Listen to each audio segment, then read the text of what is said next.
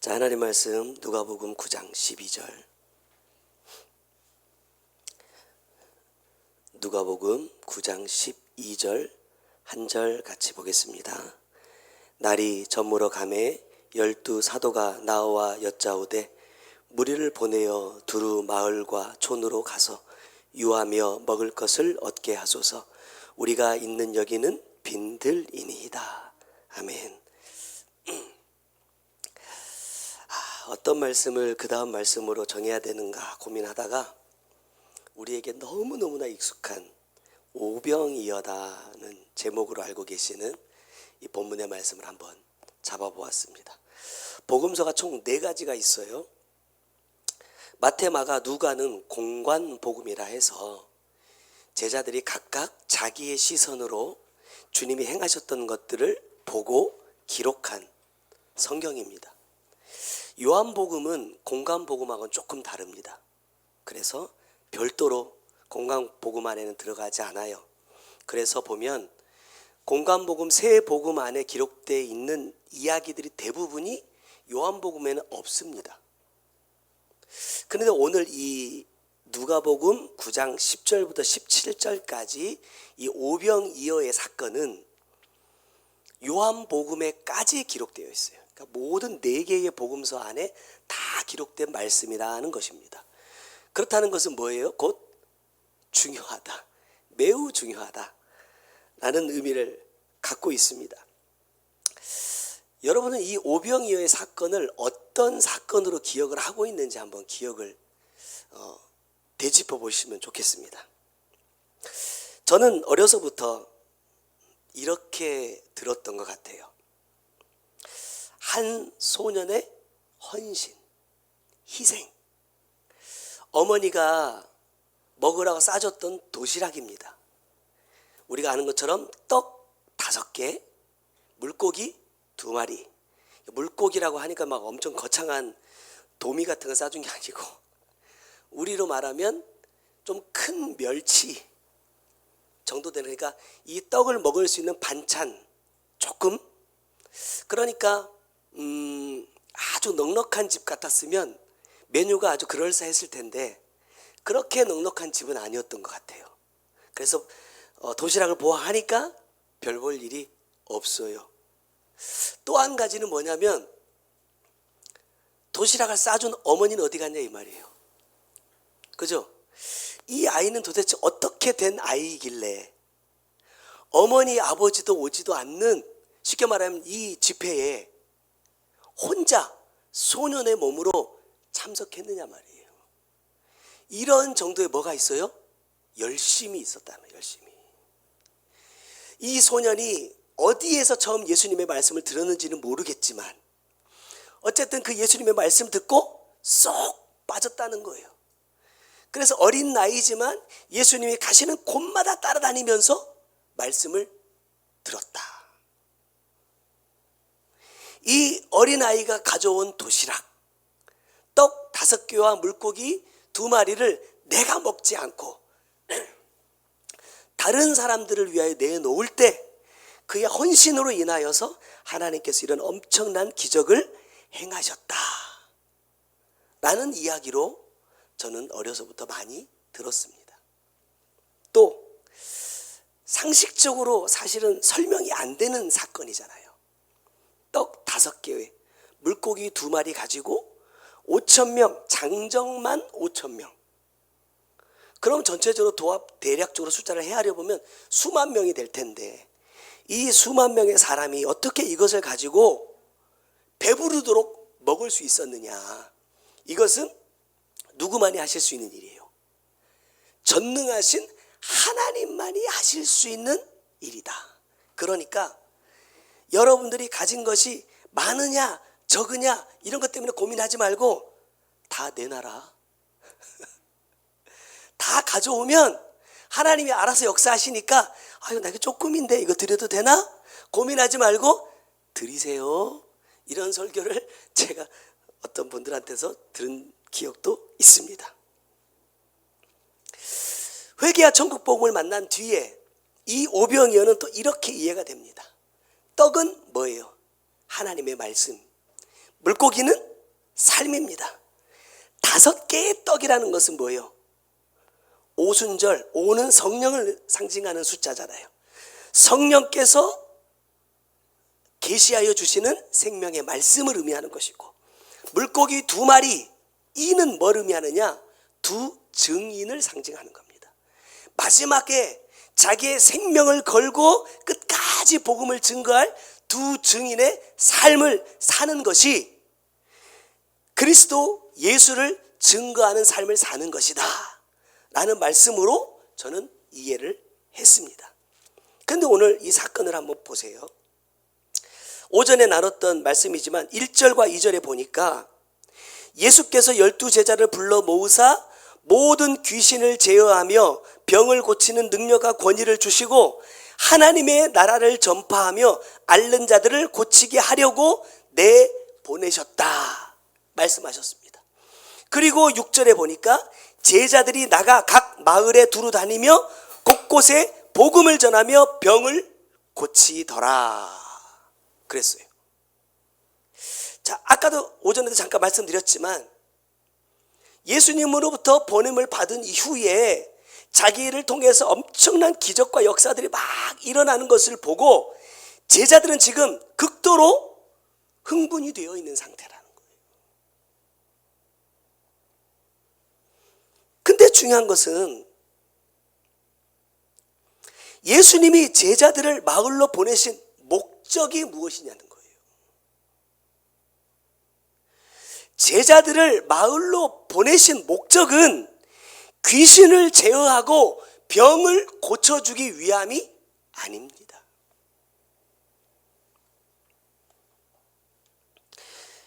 (6절에도) 말하고 있지만 뭐예요? 곳곳에 복음을 전하며 그랬어요. 예수님께서 제자들을 보내신 진짜 목적은 뭐예요? 복음을 전하는 거예요. 귀신을 제어하고 병을 고치는 것은 복음을 전하기 위한 도구에 불과합니다. 그런데 이 제자들은 지금 무엇이 더 중요하게 여기고 있느냐? 복음을 전하는 것이 아니라 귀신을 제어하고 병을 고치는 것에 더 중요하게 생각을 하고 있다는 거예요.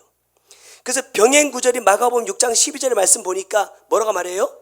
제자들이 나가서 뭐 합니까? 병 고치라 안 했어요. 귀신을 쫓아내라 안 했어요. 회개하라고 전파하라 명을 받은 겁니다. 제자들이 예수님께 받은 명은 야 귀신을 제어하고 병을 고쳐주어라 이게 아니라 회개하라는 복음을 전파하라는 것이었어요. 여기에 부수적으로 딸려오는 것이 뭡니까? 귀신을 제어하고 병을 고치는 것이었어요. 핵심은 회개의 복음을 전하는 것이었다라는 거예요. 이 놀라운 사건들이 일어나고 벌어졌습니다. 어떻게 됐을까요? 많은 사람들이 예수님께 몰려왔을 거예요. 뭐 하기 위해서? 귀신을 제어하고 병을 고침받기 위해서 찾아왔을 것이라는 거예요. 근데 그 결과가 무엇이냐? 10절입니다. 사도들이 돌아와 자기들이 행한 모든 것을 예수께 여쭈니 어떻게 합니까? 데리시고 따로 벳세다라는 고을로 떠나가십니다. 귀신을 체험한 사람들이 거기 있고 병 고침을 받은 사람이 거기 있고 그 은혜를 사모하여 더 많은 사람들이 거기 있습니다.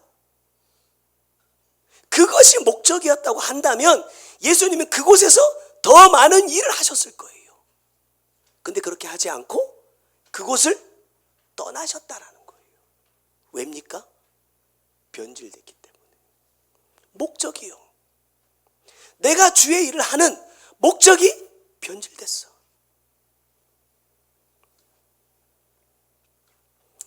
저는 우리 씨앗 나눔 교회가 하나님 나라의 핵심을 아는 교회가 되고 그것을 전파하는 교회가 되기를 바랍니다. 여러분, 복음의 핵심은 뭡니까? 회개입니다. 오병의 사건 이후에 사람들이 난리가 났어요. 열광을 하고 있습니다. 다른 복음서에 보니까 이렇게 표현해요. 사람들이 예수를 억지로 붙들어 가서 뭘 삼는다? 임금 삼으려 한다 그랬어요. 얼마나 좋으면, 얼마나 예수님이 하시는 그 사역이 만족스러우면 예수님을 붙들어서라도 우리 임금이 되어 주십시오라고 간청하고 있다라는 거예요. 근데 주님이 말씀하십니다. 요한복음 6장 26절이요. 예수께서 대답하여 이르시되 너희가 나를 찾는 것은 표적을 본 까닭이 아니요 떡을 먹고 배부른 까닭이로다. 표적을 보았다 하니까 어떤 기적 때문이다 이게 아닙니다. 표적이라는 것의 목적은 뭐야? 회개의 복음이에요. 너희들이 지금 나를 붙들러 온 것은 복음 때문이 아니라는 거예요. 회개의 복음을 듣고 어찌할꼬 내가 구원받을 수 있는 방법을 가르쳐 주십시오 라는 마음으로 온 것이 아니라 어떻게 하면 떡을 더 얻을 수 있을까? 어떻게 하면 병을 고칠 수 있을까? 어떻게 하면 내 필요한 것을 이분을 통해서 채울 수 있을까? 라는 것에 관심을 두고 있다는 겁니다. 사실은 오늘 이 본문의 말씀 가지고 3편의 설교를 준비했어요. 떡과 물고기, 마을과 빈들. 오늘은 이제 3번째입니다. 왜냐하면 말씀을 준비하면서 제가 깨달은 게 뭐냐면 저 자신의 관점 역시도 떡과 물고기에 관심이 있더라는 거예요. 말씀을 쭉 준비하고 몇 번씩 다시 이렇게 묵상을 해보니까 결국 아니다라고 말은 하고 있지만 말씀의 흐름이 어디를 향해 가고 있어요? 내가 염려하고 고민하지 않도록 주님께서 떡 좀 많이 주셨으면 좋겠다. 주님께서 물고기 좀 많이 바구니에 남겨놓아 주셨으면 좋겠다 라는 것에 저의 기준이 가 있더라는 거예요. 그래서 이거 아니다. 그러면서 말씀을 준비하면서 스스로 저 자신에게 묻는 겁니다. 너는 복음의 핵심이 무엇이라고 생각하느냐 하는 거예요.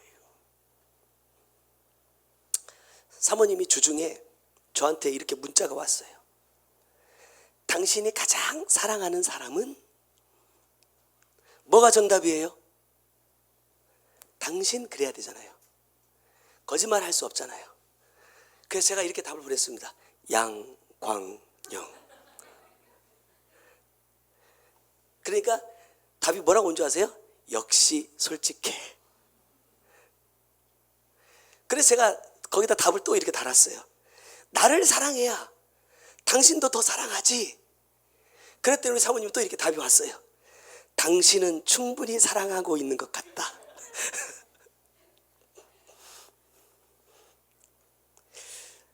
나는 지금 무엇을 사랑하고 있을까? 나는 지금 무엇을 믿고 있을까? 이번 진주 성회 때도 그랬고 진도 성회 때도 그랬지만 과연 내 하나님이 이 성경 66권을 통해서 하나님께서 나에게 나의 영혼을 구원할 수 있도록 이끌어 가실 그 주님, 그 예수가 맞느냐? 그것을 내가 분별하지 못하면, 확인하지 못하면 안 된다라는 말씀을 하셨거든요. 과연 내가 가장 사랑하는 것은 주님이 맞느냐 이 말이에요.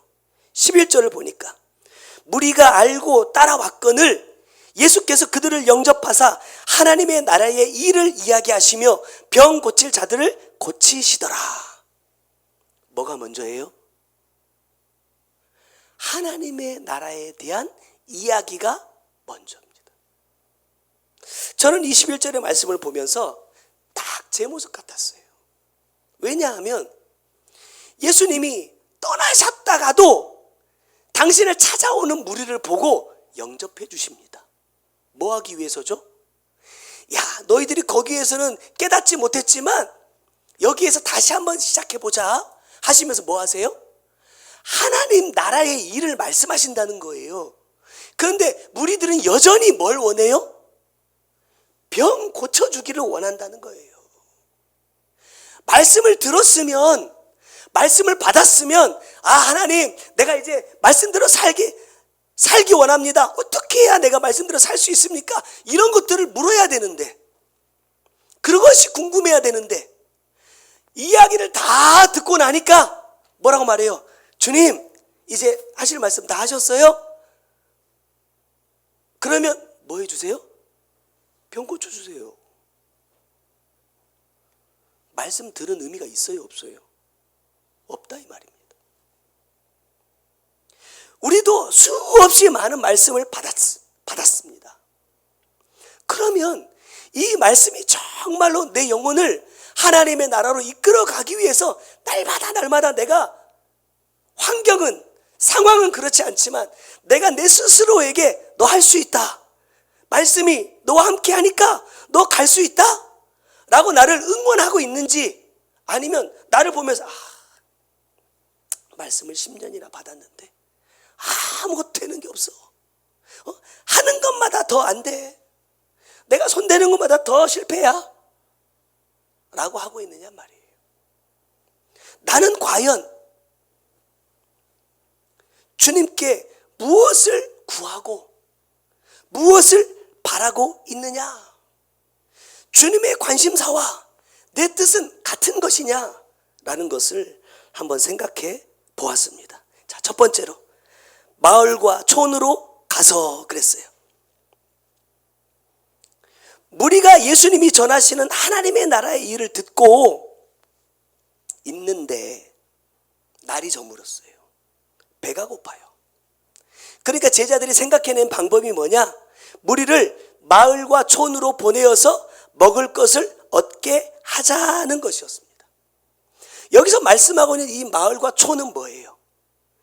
내가 필요로 하는 것을 얻을 수 있는 곳을 말하는 겁니다. 하나님은 내 영혼을 구원하기 위해서 교회를 세우셨다고 말씀하셨어요. 그리고 저에게 목사라는 직분의 옷을 입혀주셨어요. 이곳이 마을과 촌일지 빈 들일지 나는 모르지만 이곳이 주님께서 나에게 있으라 말씀하시는 곳이면 나는 이곳에 머물러 있으며 뭐 해야 돼요? 아버지의 뜻을 이루어 가야 한다는 겁니다. 그런데 지금 제자들은 뭘 말하고 있느냐?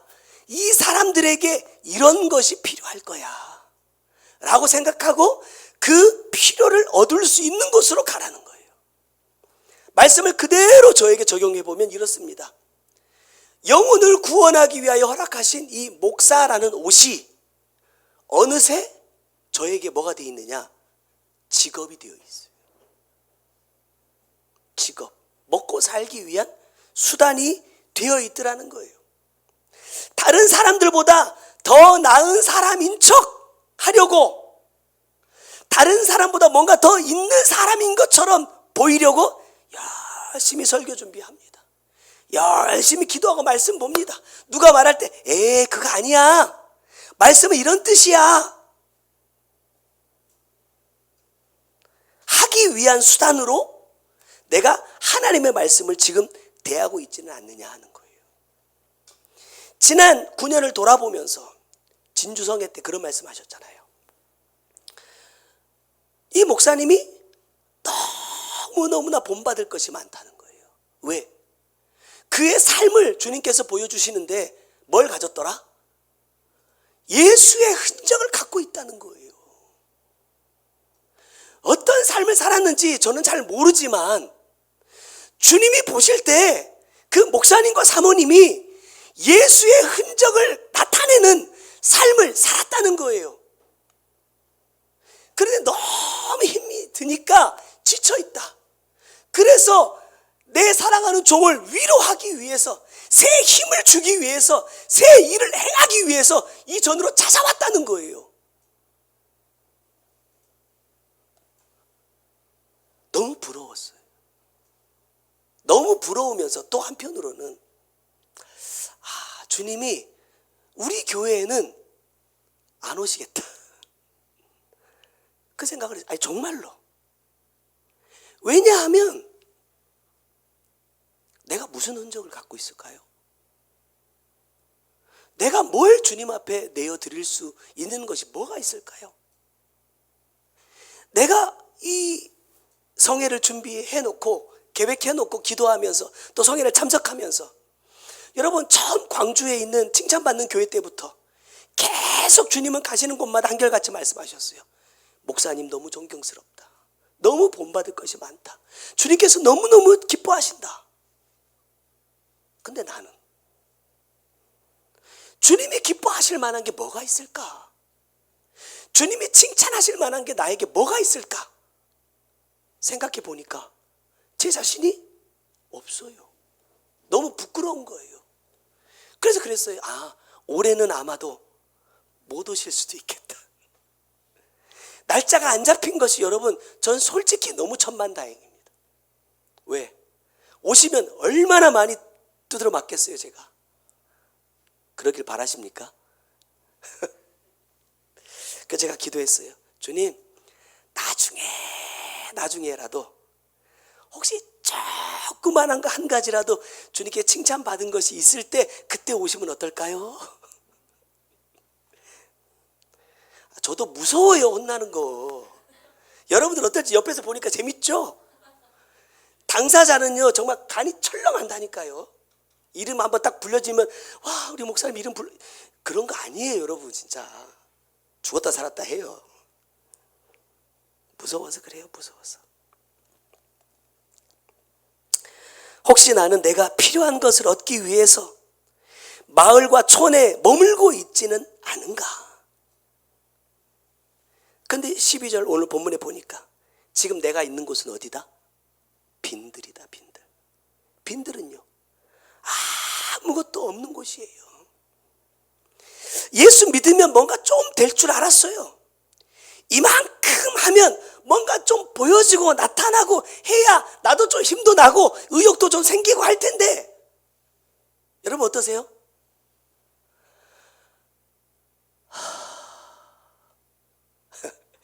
제가 매일 교회 와서 말씀 보고 설교 준비하고 기도하는데 올 때마다 제가 그래요. 무슨 말씀을 주실까? 또 무슨 말씀을 주실까? 제가 제 자신을 볼 때도 참 너무 답답할 때가 있어요. 제가 그래요. 말씀 준비하면서 어째 이렇게 하나도 달라진 게 없을까? 그대로일까? 근데 주님께서 저에게 주시는 마음이 그래요. 오전에도 그런 말씀 잠깐 나눴지만 하나님은 이미 우리에게 뭘 주세요? 능력과 권위를 주세요. 주셨어요. 문제는 뭐냐면 내가 그것이 나타날 수 있는 곳에서 행하지 않기 때문에 안 나타나는 겁니다. 여러분 보통 기름이면 불 붙이면 다 불이 확 붙을 것 같잖아요. 근데 디젤은요, 경유는요, 라이터로 불을 붙여도 불이 안 붙습니다. 제가 군대에서 그거 처음 경험하고 깜짝 놀랐어요. 기름인데 불이 안 붙어요. 성질이 전혀 다르더라고. 하나의 원유에서 뽑아냈는데도 휘발유가 되고 디젤이 되고 가스가 되더라고요. 어떤 온도, 어떤 상황에서 추출했냐에 따라서 성질이 전혀 달라진다는 거예요. 하나님의 능력과 권위는 어디에서 나타납니까? 하나님이 계시는 곳에서 나타나는 거예요. 우리로 말하면 지시하신 한 산, 그곳에 가야 나타나는 거예요. 근데 나는 올라가지도 않고 이곳에서 얏! 하고 있으니까 안 나타난다는 말입니다. 하나님이 일하시기를 거부하시는 게 아니라 하나님께 나에게 능력과 권위를 부어주지 않으신 것이 아니라 그것이 나타날 수 있는 곳으로 가야 되는데 그곳에서 행해야 되는데 그곳이 아니라 다른 곳에서 오늘 본문의 말씀으로 하면 빈들에 머물러 있어야 뭐가 일어나요? 오병이어의 사건이 일어나는데 만약에 이 사람들이 마을과 촌으로 갔다면요 안 일어납니다. 주님은 나에게 내가 오병이어의 기적을 준비해 놓았어. 나중에 다른 복음서에 보면요, 시험하신다 이렇게 말씀하세요. 내가 어떤 생각을 갖고 있는지, 내 믿음의 수준이 어느 정도인지 시험해 보시려고 이곳에서 너희가 먹을 것을 줘라 이렇게 말씀하신단 말이에요. 근데 나는 여기에 있으려고 하지 않고 내 필요를 채울 수 있는 마을과 촌에 내 마음이 뺏겨 있어. 거기 가 있어. 그러면 하나님의 역사는 나타날 수가 없다는 거예요.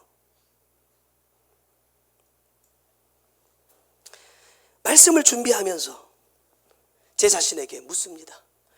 지난 9년 동안 뭐 했냐? 모태신앙이라면 지난 52년 동안 너는 뭐 했냐? 나 역시도 떡과 물고기를 먹고 배불러서 예수님을 억지로 붙들어 가지고 내 삶의 임금 삼으려고 하는, 내 육의 임금을 삼으려고 하는 마음이 나에게도 있더라. 그래서 오늘 교회 설립 9주년이에요. 축하가 아니라 뭐 해야 된다? 회개해야 된다. 축하하고 잔치할 게 아니라, 제가 그래서 지난주에도 그랬잖아요. 선물, 우리 그래도 9주년인데 뭐 조그마한 선물이라도 할까 그러다가 제가 아무것도 하지 말자. 아무것도. 우리 이거 지금 이거를 뭐 기쁨을 나눌 이런 때가 아니다. 하나라도 더 돌아보고 어떻게 하면 한 걸음이라도 주님께서 원하시는 곳으로 돌아갈 수 있을 것인가를 고민해야 될 때다 해가지고 9주년 때는 뭐 이제 케이크를 하셔서 했지만, 우리가 나중에 이제 10주년 때 정말 하나님께서 받으실 만한 열매가 있다면 파리 해야죠. 파리. 그때는 그렇게 할 수 있는 10주년이 됐으면 좋겠습니다. 자, 두 번째는요, 너희가 먹을 것을 주라 그랬어요. 요한복음에서 이 부분을 어떻게 말하고 있느냐, 6장 5절에 보니까 예수께서 빌립에게 이르시되 우리가 어디서 떡을 사서 이 사람들을 먹이겠느냐 하시니, 이렇게 말씀하시면 친히 어떻게 하실지를 아시고 빌립을 시험하고자 하심이라 그랬어요. 하나님은 이미 계획을 다 세워 놓으셨어요. 이 말씀의 핵심은요, 떡이 아닙니다. 떡이. 우리 자꾸 떡과 물고기에 너무 관심을 갖고 있지만, 이 오병이어 사건의 핵심은 떡도 아니고 물고기도 아닙니다. 여러분, 이 책의 제목을 기억하실지 모르겠어요. 예수라면 어떻게 하실까? 제가 찾아보니까 초판이 1998년이더라고요. 지금도 계속해서 지금 출판되어 나오더라고요. 예수님이라면 어떻게 하실까? 여러분, 신앙생활을 하고 있지만 과연 주님의 마음은 어떠한가? 라는 것에 대해서 얼마나 관심을 갖고 있습니까? 내가 이렇게 했을 때, 내가 이런 생각을 했을 때, 이런 마음을 먹고 있을 때, 이렇게 행동했을 때 주님은 과연 어떤 마음으로 나를 바라보실까? 라는 거예요. 주님은 그저 내가 필요할 때 도와달라고 기도하는 대상이었고, 그럴 때마다 아주 초월적인 힘으로 그것을 가능하게 해 주셔야 하는 분이라고 생각하면서 살았습니다. 그래서 기도 응답되는 게 엄청난 자랑이었잖아요. 야, 내가 기도했더니 하나님께서 이렇게 이루어 주셨어. 이런 것들을 간증이라고 엄청나게 했다 이 말입니다.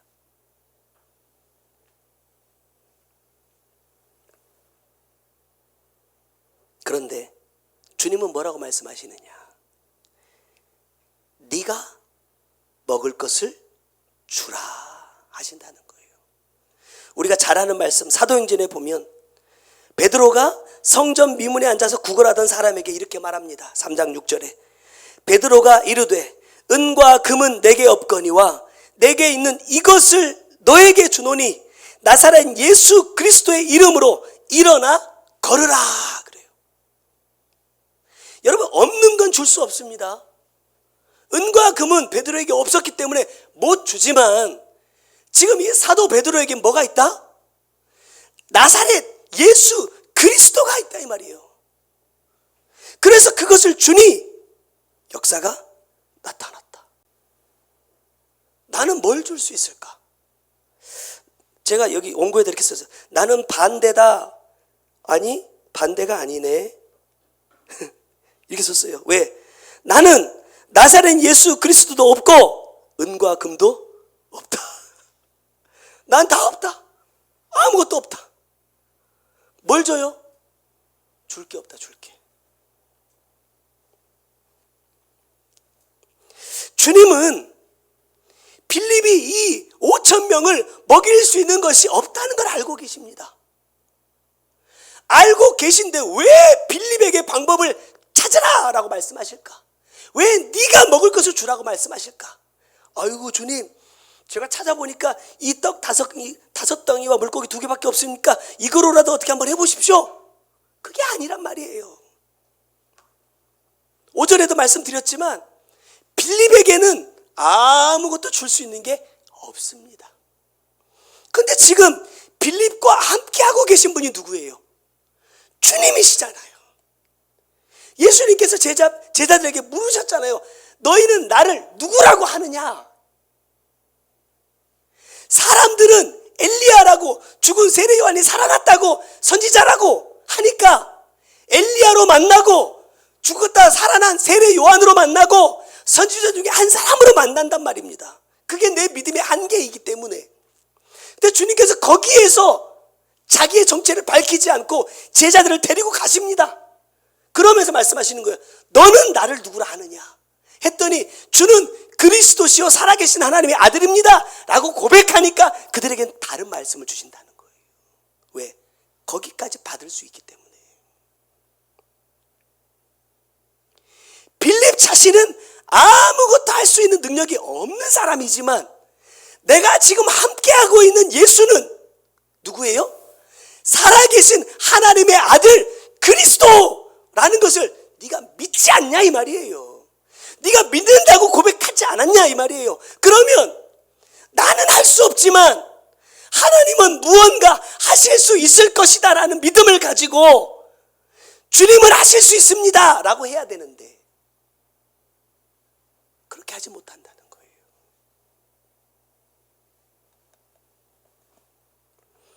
보리떡 5개와 물고기 2마리가 있었기 때문에 기적이 일어난 것이 아닙니다.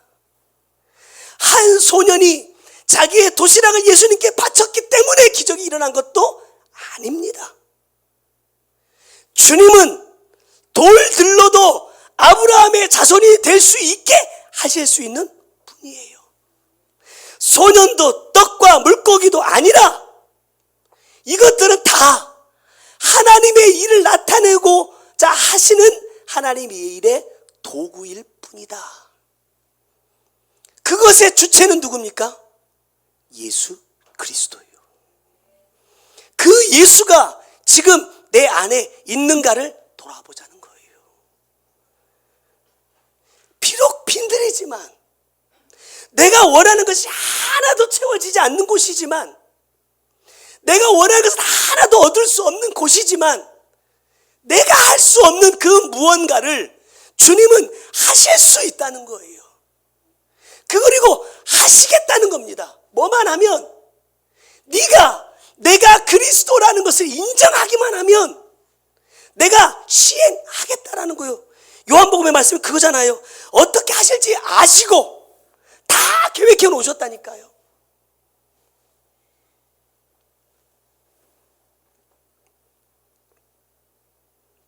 문제는 그 믿음이 없기 때문에 주님의 마음을 전혀 알지 못하기 때문에 하나님도 일하실 수가 없는 것이다.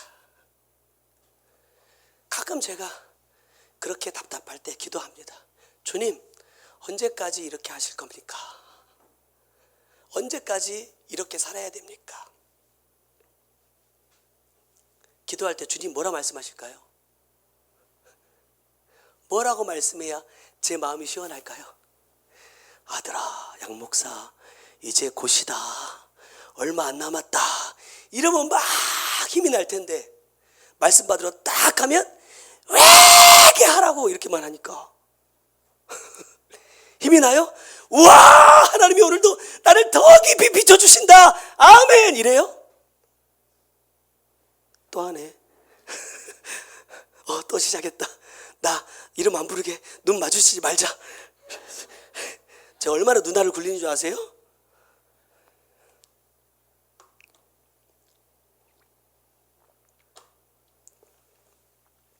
지금 내 삶 속에 무엇이 쌓여가고 있는지, 무엇이 열매를 맺고 가고 있는지 한번 보자는 거예요. 12절에 요한복음 6장 12절입니다.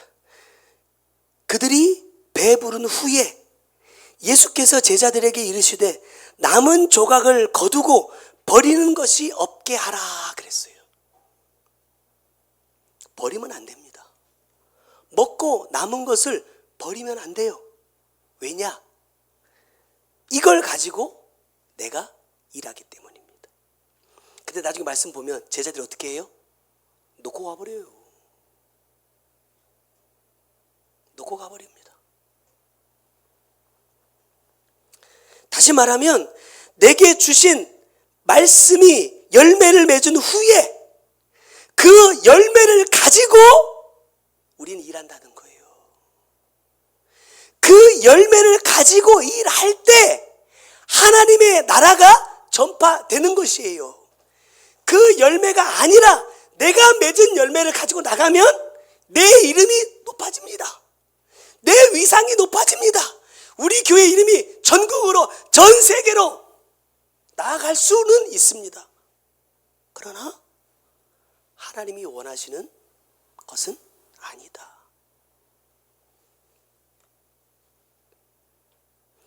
내가 지금 열정이 활화산처럼 펄펄 끓어도 당장 뭐라도 할 수 있을 것 같은 마음을 가졌어도 여러분, 남은 조각이 없으면요, 내가 삶으로 맺어 놓은 열매가 없으면 내가 행한 그 모든 일들을 통해서 하나님의 나라는 전파되지 않습니다. 제가 오전에 말씀드렸잖아요. 그때만큼 뜨거웠을까? 그때만큼 간절했을까? 그 마음을 가지고 정말 닥치는 대로 사람들을 만났어요. 좀 기회만 되면 그냥 이걸 들고 다녔어. 카톡, 문자로 말씀을 우리 숙제하듯이 막 보내주고 또 피드백이 오면 또 다시 또 답해주고 몇 달 동안 막 그 한 사람을 붙잡고 막 했는데 남은 게 하나도 없다. 지금 돌아보면 너무너무나 후회스러운 거예요. 왜죠? 내 열심이었습니다. 내 간절함이었습니다. 하나님이 하라 하시는 때가 아니었어요. 제가 말씀 준비하면서 다다음 주 대전 말씀 제목이 너희는 가만히 있을지니라. 가만히 계세요. 지금 일할 때 아닙니다. 지금 일해야 될 것처럼 보이지만 기다리세요. 제가 어떤 분하고 이야기하면서 그런 얘기했어요. 아마 나중에 이제 주님이 요이똥 하면요, 준비할 시간도 없도록 일하게 하실 수도 있습니다. 그때 가서 후회하지 말고 시간 주실 때 잘 준비하자. 뭐가 되도록이요? 내 이름, 우리 교회 이름이 전파되는 건 여러분 아무 의미 없습니다. 누가 전파돼야 됩니까? 예수 그리스도의 이름이 전파돼야 됩니다. 이제 말씀을 맺겠습니다. 지금 내 삶이 빈들이라고, 이 표현이 애들 표현인데 쫄지 마세요. 뭔 말인지 알아요? 쫄지 마라. 못 알아듣는 것 같다. 내가 하는 것도 아니고 내 것으로 일하는 것도 아닙니다. 나에게 믿음만 있다면, 다시 말하면 내가 맺어놓은 말씀의 열매만 있다면 누가 하신다? 주님이 하십니다. 주님이 하실 때 비로소 하나님의 나라가 전파되기 때문에 주님이 일하자 하실 때까지 내가 해야 될 것은 뭡니까? 열심히 회개의 열매를 맺어가는 겁니다. 그리고 그때 그 날이 되었을 때에 하나님께서 일하자 말씀하실 그때에 저와 여러분이 주님 잠깐만요, 제가 이거 하나만 해놓으면 되거든요. 이런 사람 있죠. 시간 정해놓고 갑시다 그러면 목사님 잠깐만요, 이거요 이런 사람이 있어. 저는 놓고 갑니다. 못 기다려. 저 성격상. 주님도 마찬가지예요. 잘 준비해서. 정말로 저 솔직히 개척을 처음 시작했을 때 제 욕심은 그랬습니다. 그래도 내가 전국구는 못 되더라도 전주에서는 뭐 하고 싶어요? 이름 좀 알리고 싶었습니다. 제가 이제 나중에 내일 이제 말씀 나눌 때 개척할 때 조금 이 비하인드 스토리가 좀 있거든요. 제가 이거 조금 이제 썰을 좀 풀어볼까 합니다. 그렇게 될 줄 알았어요. 금방 될 줄 알았어요. 근데 아니더라는 거예요. 돌아보니까 그렇게 안 된 것이 나에게는 얼마나 은혜였는지. 근데 그때는요, 속쓰려서 며칠 잠 못 잤습니다. 어찌됐든지 간에 우리 씨앗 나눔 교회는, 그리고 저와 여러분은 내 이름도 아니고 교회 이름도 아니고 뭐만 전하자? 하나님의 나라만 전파하는 자들이 꼭 되시기를 주님의 이름으로 부탁드립니다. 기도하겠습니다. 사랑합니다 주님. 9년을 한결같이 지켜주시고 보호해 주시고 이끌어 주신 주님, 이제 10년을 시작합니다. 아버지의 말씀 안에서, 아버지의 뜻 안에서 내가 원하는 것을 채우기 위함이 아닙니다. 내 이름을 높이기 위함도 아닙니다. 하나님, 내가 원하는 것을 가지고 누리기 위함도 아닙니다.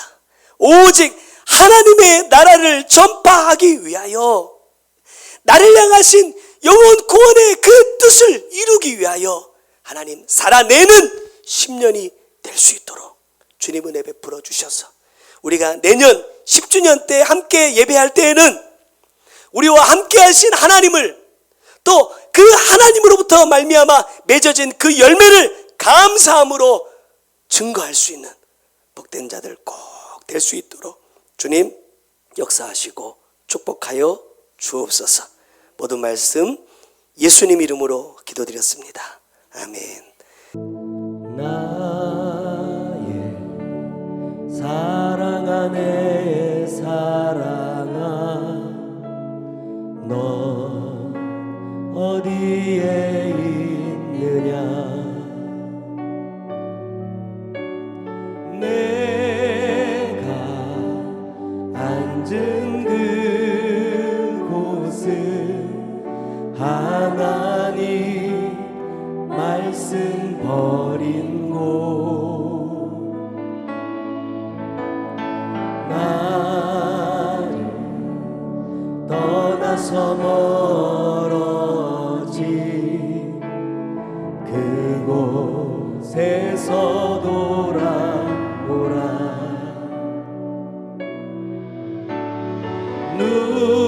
눈물로 너를 찾고 미어지는 마음 안고 사랑하는 널 바라며 오늘도 기다린단다.